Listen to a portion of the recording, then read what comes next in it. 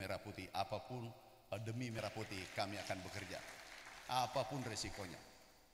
Bapak Ibu sekalian, alhamdulillah kita lihat kondisi Indonesia pada tanggal Januari 2024 itu mulai antri beli pangan, beli beras. Dan ini sangat membahayakan.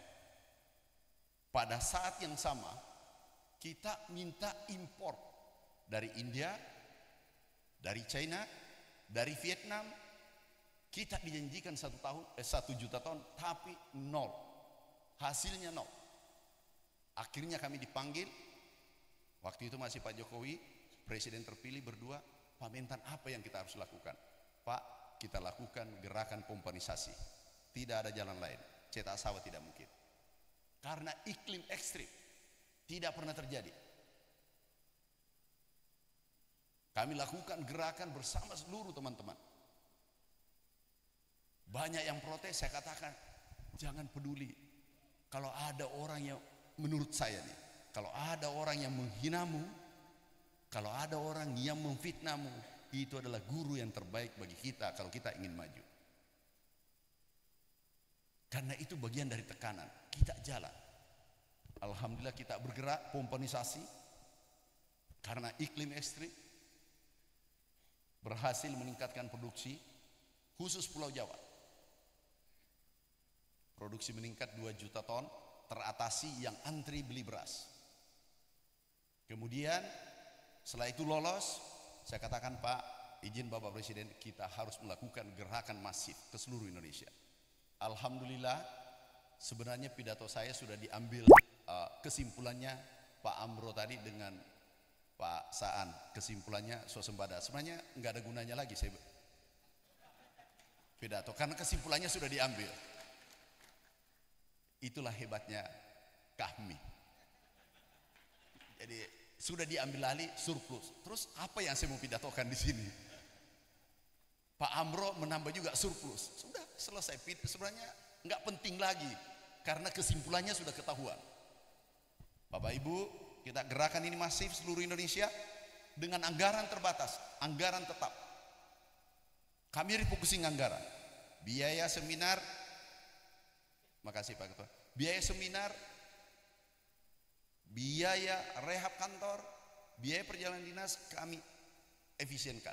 1,7 triliun waktu itu. Saya katakan yang mendesak adalah benih, pupuk, kemudian alsintan, pompa. 1,7 triliun. Alhamdulillah kami refocusing, dan saya katakan mulai hari ini tidak boleh rapat di hotel, harus di kantor kecuali kami.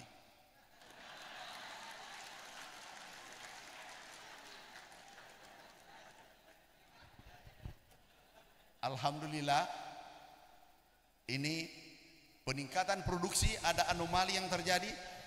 Izin Pak Ketua, apa bisa aku bergerak dari sini? Boleh ya? Ini kalau kita lihat 2024 ini terjadi El Nino dan terjadi anomali, produksi lebih tinggi produksi di saat iklim ekstrim daripada normal. Ini 3 juta ton, 2,5 ini tertinggi. Ini berkah bagi kita, dan aku yakin bukan saya, kami tidak pernah mengatakan saya, kita, dan termasuk kami, karena mulai DPR sampai bupati, aku dengar tadi ada 60 DPR ini 65, ada bupati, apa 50 wakil bupati, ada gubernur berapa, kami. Jadi ini hanya aku laporkan bahwa inilah kinerja kami. Bapak Ibu sekalian, kami lanjutkan. Kami mencoba ke wilayah timur dan barat. Setelah Jawa kami intensifikasi, kami gerakan ekstensifikasi Pulau Jawa. Kalimantan dan Sumatera. Kami bergerak ke timur, Papua Selatan.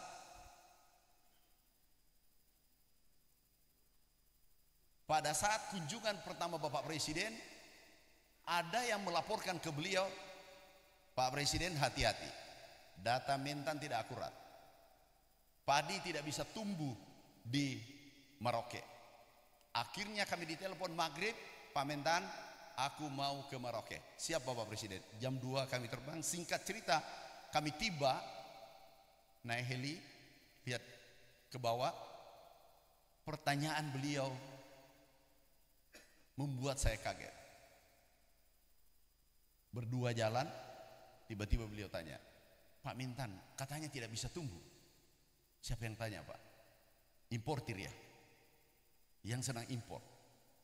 Memang tidak bahagia importir kalau kita swasembada. Kenapa? Untungnya fee-nya saja 2,7 triliun. Itu satu kali impor dan itu hanya dikerjakan 1 bulan. Pasti tidak bahagia. Terus katanya tidak bisa tumbuh. Iya Pak, memang tidak tumbuh dulu karena sudah puluhan tahun. Itu karena tidak ditanam, hanya dinarasikan. Nah di situ perbedaannya. Pak Presiden,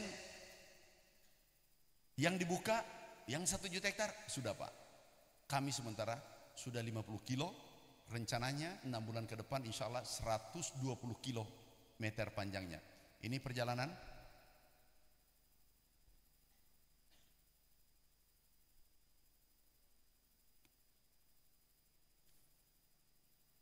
percepat karena waktu kita sedikit. Sekarang sudah 50 km, insya Allah 6 bulan paling lambat 1 tahun itu tembus 128 km. Dan ini seluas 1 juta hektar dan ini terbesar di seluruh dunia. Ini lumbung pangan dunia nanti ke depan. Dan bisa melayani, bisa memenuhi kebutuhan kita insya Allah 50 sampai 100 tahun ke depan tanpa impor. Kalau ini selesai. Tapi catatan, tadi para anggota DPR RI dari kami, para gubernur dari kami, bupati dari kami berikan dukungan penuh. Ini bukan untuk kita, tapi ada generasi yang ingin melanjutkan perjuangan kita. Jangan kita wariskan pada mereka impor. Kemudian ini panen, baru saja panen, bisa ditunjukkan panen. Ini padi pertama tumbuh di Wanam Merauke di daerah ekstensifikasi. Kemudian kami bergerak ke Kalimantan Tengah. Kalimantan Tengah, ini kami naik motor. Inilah hebatnya Indonesia. Irigasi terbangun puluhan tahun, tapi sawahnya tidak ada. Nah, itu satu kelebihan yang daripada tidak ada irigasi. Sekarang ada irigasi tapi tidak ada sawah, dan itu menguntungkan kita. Daripada tidak ada irigasi, tidak ada sawah. Ada yang mengatakan ini mubazir dulu, enggak. Kalau kamu selalu berdebat masa lalu, tidak akan selesai persoalan masa akan datang. Ini kami naik motor keliling. Ini ada 1,4 juta hektar Kapuas yang dulu 1 juta hektar nih. Ini airnya melimpah, lahannya subur. Persoalannya adalah seminarnya yang banyak, actionnya yang kurang. Itu di situ masalah besarnya. Yang kami tahu, gagasan tanpa action nol. Yang kami tahu.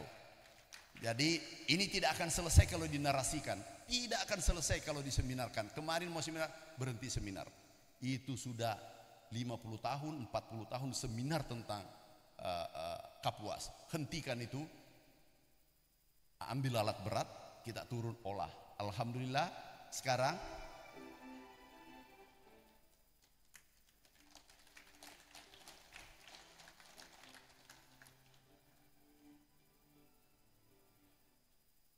ini ada 500.000 hektar. Kemudian kita ke Kalimantan Selatan. Ini rawa produksinya hanya 3 ton.